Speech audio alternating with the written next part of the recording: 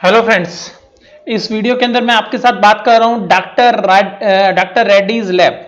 Doctor Reddy's lab के आज Q4 के रिजल्ट्स आए, लेकिन इस रिजल्ट आने से पहले मैं आपके साथ कुछ और बातें करूंगा और मैं आपको डिटेल में रिजल्ट का तो एनालिसिस करूंगा, लेकिन कुछ और बातें मैं आपके साथ शेयर करूंगा। देखिएगा, सबसे पहली बात क्या है कि ये जो शेयर है, ये हमारी जो टॉप 10 फार्मा स्टॉक्स की जो है वीडियो हमने आपके साथ शेयर की थी, उसके अंदर ये इंक्लूड है।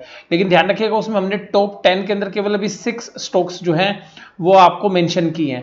तो वो जो 6 स्टॉक्स हैं उनके अंदर डॉक्टर रेड्डीज भी एक है। तो सिंपल सी बात ये, तो जो डॉक्टर रेड्डीज के जो रिजल्ट हैं, बड़े धमाकेदार रिजल्ट आए हैं और सभी उम्मीदों से जो है ऊपर जो है रिजल्ट्स आए हैं। तो जो मार्केट पार्टिसिपेंट्स की जो उम्मीद थी, उन सभी उम्मीदों पर जो है खरा उतरा है डॉक्टर रेड्डीज का जो शेयर है। तो देखिएगा, सबसे पहली बात जो है, डॉक्टर रेड्डीज के जो Q4 के जो प्रॉफिट्स हैं वो 76% का जो राइज है उसके अंदर देखने के लिए मिला है। और सबसे खास बात यह है कि अगर लास्ट क्वार्टर के अंदर अगर हम बात करें तो वहां पर 434 करोड़ के प्रॉफिट्स थे और मार्केट के पार्टिसिपेंट्स जो हैं वो करीबन 500 साढ़े 500 करोड़ के जो प्रॉफिट्स हैं वो एस्टिमेट कर रहे थे। और आप देखिएगा, ईटी नाउ ने जो अपना पोल किया था, उस पोल के अंदर 506 करोड़ के प्रॉफिट उन्होंने एक्सपेक्ट किए थे। तो उन उम्मीदों से जो है ऊपर ये जो प्रॉफिट्स हैं वो आए हैं। और अभी जो है आप लोगों में से बहुत सारे लोग जो है इसके शेयर प्राइस से संबंधित क्वेश्चंस भी जो है मुझसे रेज करेंगे। इसकी इन्वेस्टमेंट में क्या व्यू है, किस तरीके से जो है इसे शेयर्स को जो है खरीदना चाहिए नहीं खरीदना चाहिए, वो सभी सवालों के जवाब भी जो मैं आगे वीडियो में आपको देता हुआ मिलूंगा।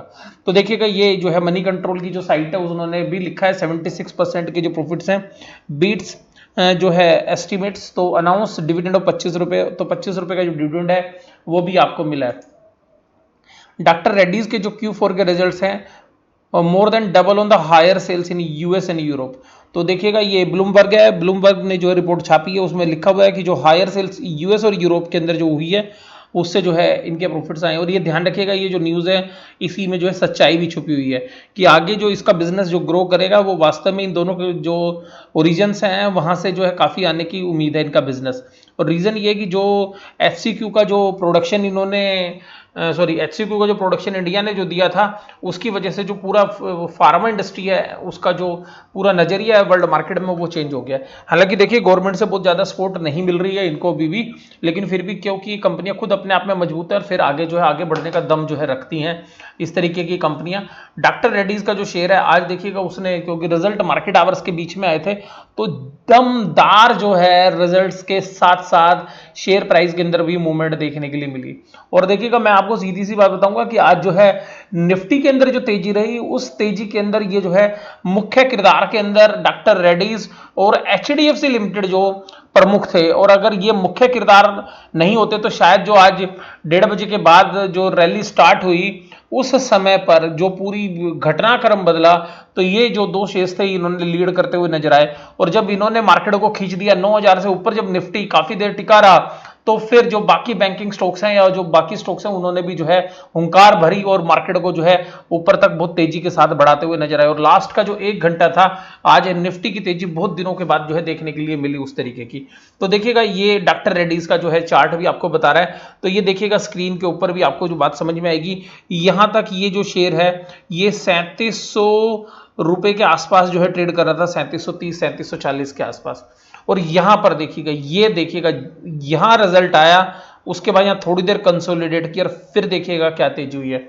और शेयर जो है 3720 रुपए पे ओपन हुआ था, 3930 रुपए के हाई मारे, 3930 के जो हाई है और 3693 के जो है लो है। और अभी भी देखिएगा, शेयर जो है फार्मा के हिसाब से 38 की जो पी रेशियो है उस पर चल रहा है। हालांकि अगर आप इसको एडजस्ट करेंगे तो ये पी रेशियो थोड़ी नीचे आ जाएगी, क्योंकि रिजल्ट्स जो आए हैं इस क्वार्टर के तो बहुत बेहतरीन रिजल्ट्स हैं। और ये पूरी फार्मा इंडस्ट्री के अंदर जो है लीडरशिप पोजीशंस के अंदर इस तरीके की कंपनियां रहती हैं। तो यहाँ पर देखिएगा बहुत बेहतरीन रिजल्ट जो हमें देखने के लिए मिले। और इसकी वीकनेस और अपॉर्चुनिटीज की बात करें तो देखिएगा, सबसे स्ट्रेंथ क्या है कि जो कैश फ्लो जनरेट हुआ अभी, जो मैं आपको एनालिसिस के दौरान भी बताऊंगा, तो ध्यान से सुनिएगा। तो एनालिसिस के साथ साथ मैं आपको ये भी बोलूंगा कि जो लोग इन्वेस्टमेंट करते हैं, ये मत देखिएगा ये शेयर 3910 का है, आप कम शेयर्स ले लीजिए, बट ये मत सोचिएगा कि 3910 का महंगा शेयर है। अभी नहीं घुसना है। अगर आपको देखिएगा मौका मिले मार्केट में, जब करेक्शंस होती हैं उस समय पर इस तरीके के शेयर्स को एक्यूमुलेट किया जाता है।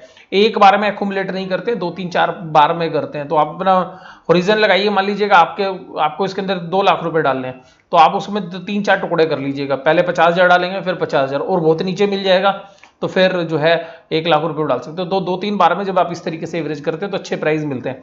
और ये जो शेयर है ये लंबे टाइम के अंदर अच्छी जो है रिटर्न्स आज के माहौल में देने का जो है दम रखता है, इस बात से कोई भी मैं इनकार नहीं करता। लेकिन मैं फिर भी बोलूंगा, जो भी आपने शेयर खरीदना है, बेचना है, उसके लिए आप खुद जिम्मेदार हैं। आप अपने फाइनेंशियल एडवाइजर सलाह लीजिए, अपनी खुद फर्दर स्टडी कीजिए।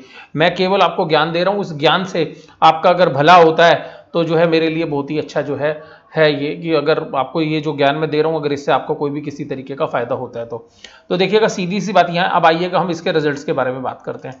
तो देखिएगा रिजल्ट्स जो हैं, तो रिजल्ट्स आज देखिएगा डॉक्टर रेड्डीज के जो रिजल्ट्स हैं, तो ये पूरी जो बीएससी की साइट से हमने ये इन्फॉर्मेशन कलेक्ट की, ये भी मैं आपको बता दूं।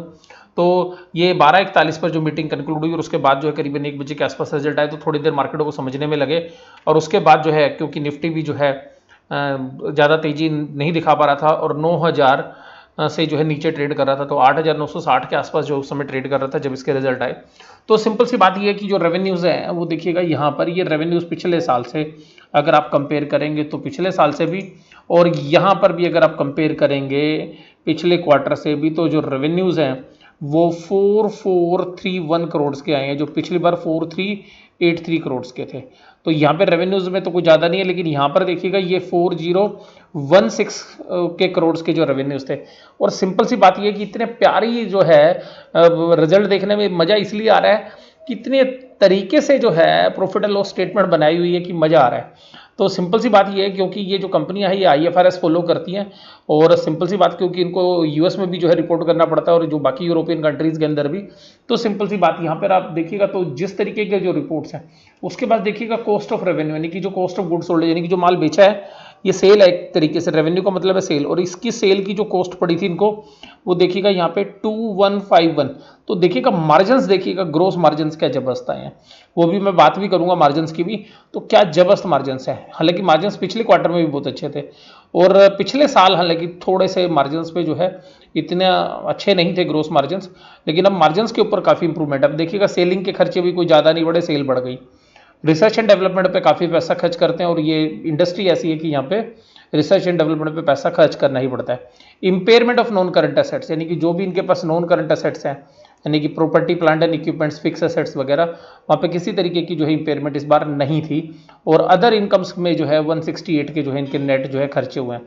तो 16,206 करोड़ के जो total operating expenses, sorry 1620 crore के जो है खर्चे हैं, 1620 करोड़ के, और 660 करोड़ के ऑपरेटिंग प्रॉफिट्स हैं। और उसके बाद फाइनेंस की जो इनकम है वो 66 करोड़ की है। फाइनेंस इनकम जो इनके पास एक्स्ट्रा इन्वेस्टमेंट है, म्यूचुअल फंड्स हैं या जहाँ से भी इन्होंने पैसा इन्वेस्ट किया तो उसके ऊपर, और 23 करोड़ रुपीज़ इनके ब्याज में चले गए, इस तरीके के फाइनेंस के एक्सपेंसेस। और 435 जो है ये टोटल फाइनेंस एक्सपेंसेस नेट आ गया, और ये शेयर आ गया। तो ये जो प्रॉफिट एंड लॉस है बिफोर टैक्स है, ये 714 करोड़ हैं, उसमें से जो टैक्स वगैरह के एडजस्टमेंट करने के बाद जो है 764। तो यहाँ पे ध्यान रखिएगा, एक टैक्स का बेनिफिट भी जो है इनको यहाँ पे मिला है। ये जो टैक्स का बेनिफिट है इसकी वजह से भी आपको प्रॉफिट बढ़ते हुए नजर आ रहे हैं, तो ध्यान रखिएगा। अभी ऑपरेशनली तो ठीक किया है, लेकिन यहाँ पे टैक्स का बेनिफिट भी जो है इनकी बैलेंस शीट के अंदर नजर आ रहा है, और आगे हमें भविष्य इसका थोड़ा सा अच्छा जो है नजर आ रहा है। पिछले क्वार्टर में जो है लॉस रिपोर्ट किया था, और उस लॉस का रीजन एक था, देखिएगा मैं आपको बताऊं, पिछले क्वार्टर में लॉस था 1320 करोड़ की जो है नॉन करंट एसेट जो है वहां पर इनको नुकसान हो गया था, यानी कि जो प्रॉपर्टी प्लांट एंड इक्विपमेंट जो बाकी एसेट्स थी वहां पे नुकसान हो गया था। तो ये जो रिजल्ट्स हैं ये काफ़ी बेहतरीन, और कंपनी ने 25 रुपये का जो है डिविडेंड भी डिक्लेयर किया है, और पिछले साल इसी क्वार्टर में 26 का था। तो रिजल्ट्स काफ़ी बेहतर माने जाएंगे, और 1-2 क्वार्टर और बढ़िया रिजल्ट्स अगर इसी तरीके के दे दिए कंपनी ने, तो कंपनी के शेयर प्राइस के अंदर एक बहुत अच्छा जंप आपको देखने के लिए मिल सकता है। सेगमेंट वाइज देखिएगा, फार्मा से और एक्टिव इंग्रेडिएंट्स है, यानी कि जो एपीआई वाला बिजनेस है उससे, और देखिएगा जो ग्लोबल जेनरिक बना रहे हैं, तो जो ग्लोबल जेनरिक में ये बहुत तगड़ा प्लेयर है। तो देखिएगा 36398 करोड़ के जो है जेनरिक ड्रग्स है, यानी कि जिनके किसी के पास पेटेंट्स नहीं है, तो सब लोग बना रहे, तो वहाँ से काफ़ी अच्छा जो है मार्जिन इनके पास है। तो टोटल देखिएगा, टोटल सेगमेंट के रेवेन्यूज़ हैं, तो यहाँ पर देखिएगा तो जेनरिक के अंदर जो है इनका बिजनेस बढ़ता जा रहा है, अगर आप देखेंगे तो हर क्वार्टर के अंदर। हालांकि जो फार्मा के जो एपीआई वाला जो बिजनेस है वहाँ पर इतना बड़ा बिजनेस नहीं है जितना इनका जेनरिक का बिजनेस है। उसी तरीके से अगर हम आगे बात करें इसी रिजल्ट के अंदर, तो आपको कैश फ्लो के बारे में मैं बात करूंगा सबसे पहली बात। और कंसोलिडेटेड फाइनेंशियल स्टेटमेंट के अंदर भी देखिएगा लायबिलिटीज के अंदर ज़्यादा उधारी है नहीं इनके पास।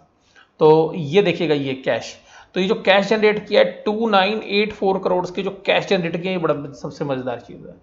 तो 2984 करोड़ के जो कैश जनरेट किया है फ्रॉम ऑपरेटिंग एक्टिविटीज, और उसमें से जो पैसा लगाया है इन्होंने 492 करोड़ जो है इन्होंने अपनी इन्वेस्टमेंट में लगा दिया। और उसके बाद जो इस बार इन्होंने, जो सबसे खास बात है कि जो repayment of long term borrowings है 2291 करोड़ के लोन रीपे कर दिए, जो लॉन्ग टर्म लोन्स थे उनको रीपे कर दिया, तो यानी कि डेट को काफी अच्छे तरीके से बैलेंस शीट से हटा दिया है। एक डिविडेंड भी पे करेंगे तो डिविडेंड पेमेंट की जो एंट्री है 391, तो 391 करोड़ के जो डिविडेंड भी आप लोगों को मिलेंगे, और इंटरेस्ट की पेमेंट तो देखिए ना के बराबर है, केवल 160 करोड़ है। तो सिंपल सी, क्योंकि बिजनेस बहुत बड़ा है इसलिए मैं आपको 160 करोड़ रुपए कम लगे होंगे। तो डेप्ट इक्विटी बड़ी मैनेजेबल, और कैश फ्लो स्टेटमेंट आप देखेंगे तो फ्री कैश फ्लो जो मॉडल की बात करते हैं, जो लोग मतलब लॉन्ग टर्म के अंदर कॉफी कैन पोर्टफोलियो वाली जो शेयर्स होते हैं उस शेयर्स के अंदर इस शेयर्स को रखा जा सकता है। हालांकि पी वैल्यूएशंस पर आपको थोड़ा महंगा लगेगा शेयर्स, लेकिन जिस तरीके के रिजल्ट्स हैं और जिस तरीके का इस कंपनी का आउटलुक जो है चेंज हो रहा है, इसीलिए हमने जो है टॉप 10 स्टॉक्स के अंदर जो है इसको जो है पिक किया था। अगर अभी यहाँ से अगर 10 से 15% की करेक्शन में कभी अगर ये शेयर आपको मिलता है करीबन 2500 रुपए के लिए, तो बहुत अच्छी अपॉर्चुनिटी जो है हो सकती है लंबे टाइम के लिए। अब देखिएगा Q4 की जो परफॉर्मेंस, अब देखिएगा ग्रोस मार्जिन, देखिएगा सबसे खास बात तो ग्रोस मार्जिन 51%, राइट।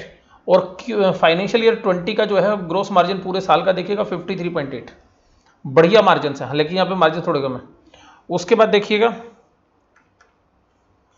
R&D के खर्चे, इबीटा 4643 करोड़, और प्रॉफिट बिफोर टैक्स 1803 करोड़, ये पूरे साल भर के हैं। और उसमें से देखिएगा 714 करोड़ तो यही है इसी साल के अंदर, इस एक क्वार्टर के अंदर है। तो आप समझ सकते हैं ये पूरे साल भर का प्रॉफिट है, ये क्वार्टर का प्रॉफिट है। हालांकि पिछले क्वार्टर मैंने बताया कि प्रॉपर्टी प्लांट एंड इक्विपमेंट जो इनकी इंपेयरमेंट हो गई थी, जो असेट्स का घटियापन हो गया था, जो कुछ असेट्स इनकी खराब हो गई थी, जो यूटिलाइज नहीं हुई, तो जैसे कि USFDA से जो है मंजूरी नहीं मिली और वो जो है मशीनें दोबारा आपको इंस्टॉल करनी पड़ी, फैक्ट्री दोबारा से लगानी पड़ी, तो उससे भी जो है काफ़ी इनको लॉस हुआ था पीछे, तो वो सब जो है इस क्वार्टर में जो है देखने के लिए नहीं मिला।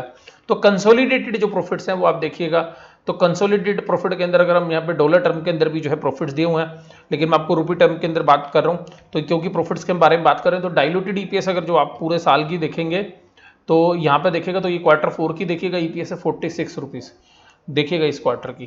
तो ये जो EPS है 46, अगर ऐसे ही EPS आती रही और अगले 2-3 क्वार्टर में और आ गई, तो मान के चलिएगा कि 200 रुपये की अगर EPS आ गई इस शेयर्स की अगर नेक्स्ट ईयर के अंदर, और क्योंकि बाकी सेगमेंट में प्रॉब्लम हो सकती है, लेकिन ये जो सेगमेंट है डॉक्टर रेड्डी जिस तरीके से काम कर रही है, अगर इसके पूरे बिजनेस के अंदर अगर हम देखें इस तरीके के आउटलुक को, तो यहाँ पर हमें ऐसा लगता है कि ये अगर 200 रुपये की EPS आ गई और शेयर अभी जो है 3000 रुपये के नीचे चल रहा है, तो यहाँ पर एक जबरदस्त री रेटिंग जो है इस शेयर्स के अंदर देखने के लिए मिल सकती है। तो देखिएगा जो री रेटिंग के जो कैंडिडेट हैं वो तो ये है ही, इसमें कोई डाउट ही नहीं है। और यहाँ पर एक और चीज़ मैं आपके साथ बात, सॉरी 4000 से नीचे जो चल रहा है, मैं आपको 3000 बोल रहा था, 4000 से अगर यहाँ पे 200 रुपये की EPS आती है और 4000 रुपये का शेयर है, तो 20 की पी रेशियो पर है। जनरली अगर इसको लॉन्ग टर्म भी देखें तो 25 की पी के आसपास जो है चलता है। तो अगर ये इसी तरीके की परफॉर्मेंस आगे भी दिखाता हुआ नजर आया, तो साल भर के अंदर जो है ये शेयर जो है 4500 और 5000 रुपये के आसपास के जो टारगेट भी जो है जल्दी ही अचीव कर सकता है, क्योंकि आज शेयर 211 रुपये ऑलरेडी चल चुका है। तो मैं आपको फिर बोल रहा हूँ कि जब करेक्शन हो 10% के आसपास की, तो वहाँ पर जो है लेना जो है सबसे सही समय होता है। मान लीजिए अगर वो कभी 3300-3400 रुपये के आसपास ये शेयर आता हुआ मिले, क्योंकि मार्केट में अनसर्टेनिटी है और जिस तरीके से उठापटक मार्केट में जारी रहती है, तो उस माहौल के अंदर जो है ऐसे शेयर्स को जो है कभी भी गिरावट के अंदर जो है अकुमुलेट किया जा सकता है। तो सिंपल सी बात है, रिजल्ट काफ़ी अच्छे लगे मुझे, कैश फ्लो सबसे बढ़िया लगा। कैश फ्लो जो है, हालांकि देखिएगा वो बुरा वक्त जो पिछला क्वार्टर था वो काफ़ी बुरा था इनके लिए, उसको भी डिस्काउंट करते हुए अगर इसी क्वार्टर की तर्ज पे आगे भी रिजल्ट आते रहे, तो मुझे लगता है कि ये कंपनी जो है काफ़ी अच्छी जो है कंसिस्टेंट जो है रिटर्न्स जो है अपने शेयरहोल्डर्स को जो दे सकती है। और 25 रुपये का डिविडेंड है उसको तो एंजॉय करेंगे ही करेंगे। तो आपको ये वीडियो कैसी लगी जरूर से जरूर आप मुझे कमेंट बॉक्स में बताइएगा। वीडियो देखने के लिए धन्यवाद, थैंक यू वेरी मच।